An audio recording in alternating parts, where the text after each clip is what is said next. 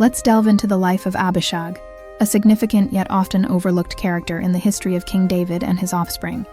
Before we begin, I would like to extend an invitation for you to subscribe to our channel and share your location and current emotions in the comments section. Abishag is a name that captures our attention with its unique and intriguing meaning. It could possibly mean wandering father, cause of wandering, or my father wanders, which raises some questions about its origin. This young Jewish virgin belonged to the tribe of Issachar and came from the city of Shunem. She was chosen for her beauty to serve as a companion and caregiver to the king. As King David grew older, he began to experience the effects of his age. He may have had circulation problems that prevented him from staying warm at night, despite being covered in royal blankets. This led to a search for someone who could provide him with comfort, and eventually led to Abishag being brought to the palace. David's servant suggested finding a young, virgin woman to care for the king and keep him warm by lying beside him. They searched all over Israel for someone who met the requirements of being young, beautiful, and a virgin. Eventually, they chose Abishag from Shunem to serve David. Abishag was beautiful and cared for David, but there was no sexual relationship between them. The decision to bring her to the palace may have had various motivations, such as medical, psychological, or political. It is unclear if there was any sexual intention.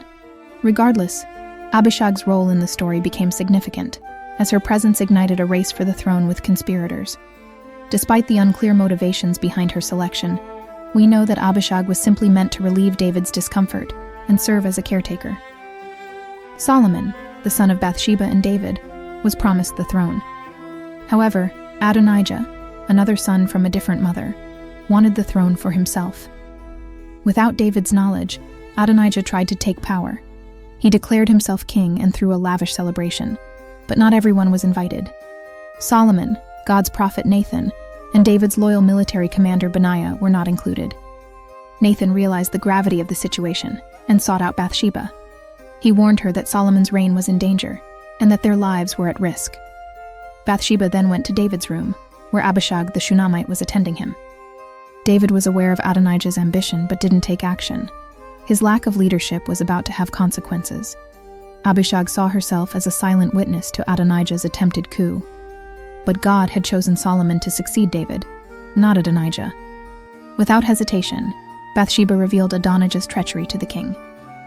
"My lord, you made a solemn oath to me by the Lord your God that your son Solomon would succeed you as king and inherit your throne.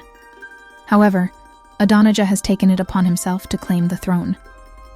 Nathan the prophet also came forward to confirm Bathsheba's accusations. David was resolute in his response.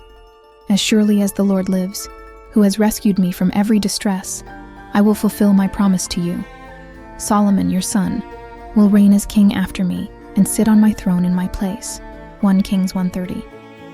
David summoned Zadok the priest and Benaiah, issuing rapid and specific commands. "Prepare my mule for Solomon to ride through the city. Let Zadok the priest and Nathan the prophet anoint Solomon as the new king of Israel. Sound the trumpet and proclaim, 'Long live King Solomon.'" Solomon was accompanied to the throne by the prophet Nathan, as he officially became king. Adonijah, on the other hand, mistook the sound of trumpets and celebration in the city to be for himself. However, he soon received a message informing him that Solomon had been crowned.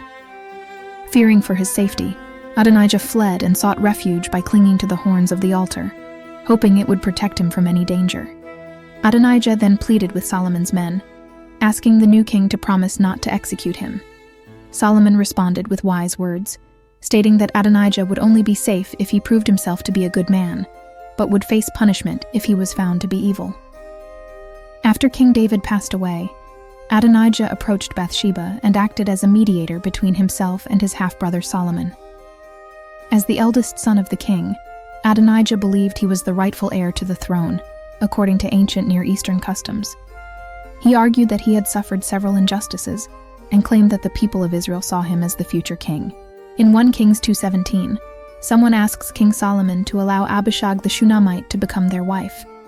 Adonijah, a handsome man, desires Abishag's beauty and is willing to risk Solomon's reign to make her his own. Although Abishag is not specifically labeled as a concubine in the Bible, she likely resided in the palace quarters with the rest of David's harem after the king passed away. Adonijah's request put Solomon's rule in danger, as it would show that Adonijah has a claim to the throne. Bathsheba surprisingly agrees to request permission from Solomon for the marriage, but it is unclear whether Abishag knows about Adonijah's plan. However, Solomon sees the potential for this union to threaten his reign and denies Adonijah's request.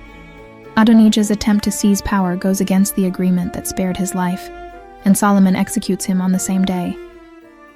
Abishag may have appeared to have little control over her life, but it was ultimately God who was in charge. Her outward beauty was a gift that became part of God's larger plans. Despite her role as a servant and her quiet voice, Abishag's contribution to the royal lineage held great significance.